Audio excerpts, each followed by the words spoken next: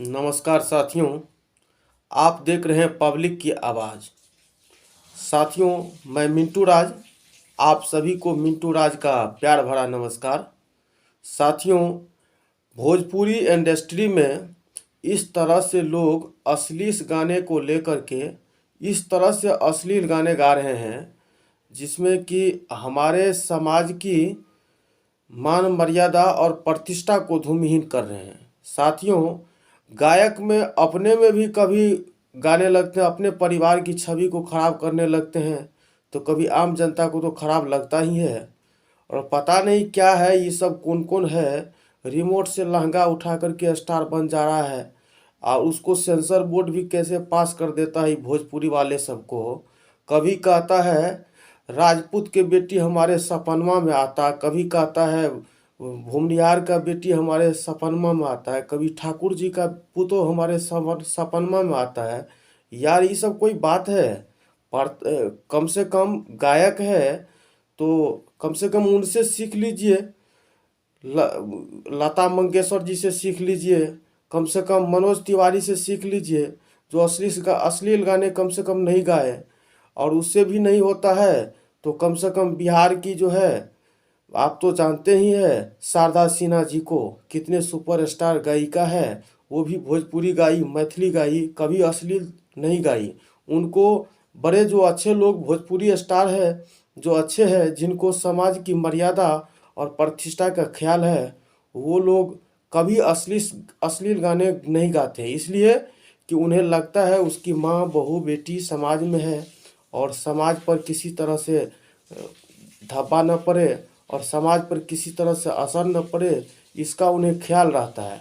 लेकिन यहाँ तक कि ये पवन सिंह हुआ, ये निरहुआ हुआ, ये क्या कहते हैं कलहुआ हुआ, ये चिंटू हुआ, ये सबको तो कुछ समझ में नहीं आता है। कभी उसके बहन को गाली देता, कभी उसके बेटी को गाली देता है, कभी इसको। ये सब यार गायक है, इस सबको तो कार्रवाई होना चाहिए, इस पर एक्शन होना चाहिए। गलत लोग हैं, इस तरह से ऐसे ऐसे करते हैं।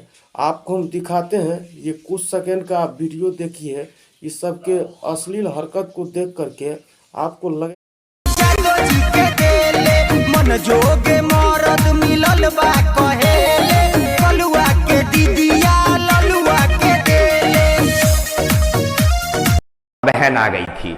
हम सोचे कि आप लोगों के सामने आकर इस बात को बता दे और दोनों हाथ जोड़कर माफी मांग ले।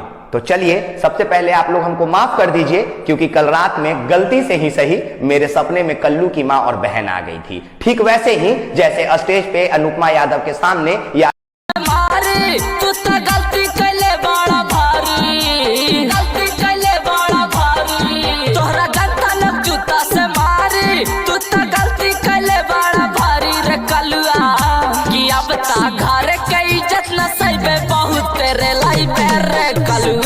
यादव के बेटी पे गाना जे गईबे बहुत तेरे लाई रे कलुआ।